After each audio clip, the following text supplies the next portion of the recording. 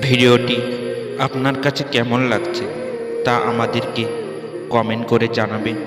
আর ভিডিওটি ভালো লাগলে একটি লাইক করবেন আর সাবস্ক্রাইব করে পাশের বেল আইকনটি বাজিয়ে দিন এবং শেয়ার করতে ভুলবেন না কিন্তু।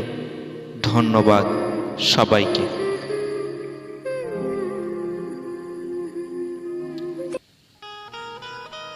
ভালোবাসা প্রতিশ্রুতির উপর নয়, বিশ্বাসের ওপর টিকে থাকে। পুরনো মেসেজে কোথাও তার লেখা ছিল না, একদিন আমি ছেড়ে চলে যাব, তুমি ভালো থেকো।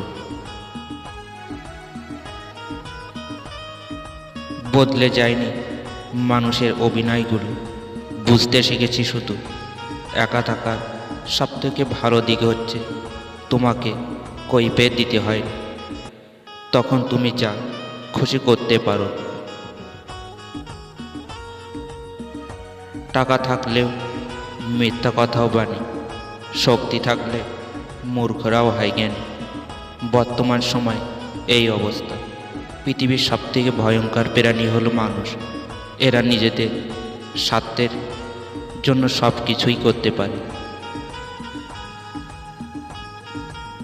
জেতার মজা তখনই আসে যখন সবাই আমার হারের অপেক্ষায় বসে থাকে।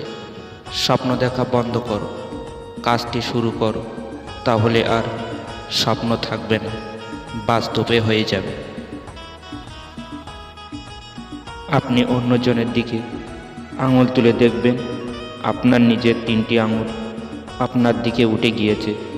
তাই অন্যকে বিচার করার আগে নিজেকে 3বার বিচার করা উচিত।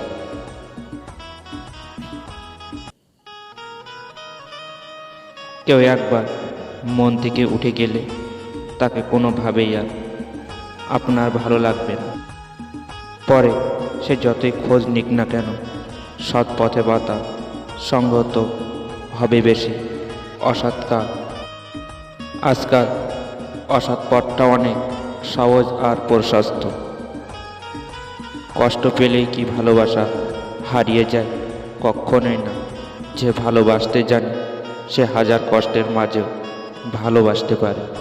যদি সত্যি ভালোবাসো, যদি সত্যি কাউকে চাও, তাহলে ভালো সময় না, খারাপ সময়ে সঙ্গ দাও। কোন ধরনের মেয়েরা বিয়ের পর খারাপ কাজে লিপ্ত থাকে জানেন? যদি কোনো মেয়ে কোনো পুরুষের সাথে কথা বলার সময় বারবার যৌনতাকে নিয়ে আলোচনা করতে চায়, যৌনতার কথা বলার সময় তিনি পুরুষের জাগ্রত করতে চান, যৌনতার সম্পর্কে কথা বলার ইচ্ছা প্রকাশ করে, তাহলে বুঝে নেবে মেয়েটি সুবিধার না। এছাড়া চরিত্রহীন মহিলারা পুরুষদের সাথে কথা বলার সময় চুল নাড়ানোর প্রবণতা প্রকাশ করে। তিনি চুল নাড়ানো এবং কথা বলার মাধ্যমে পুরুষদের নিজের চেহারাতে আকর্ষণ করতে চায়। অন্ধকারকে অভিশাপ দেওয়ার চেয়ে একটি মোমবাতি জ্বালানো ভালো।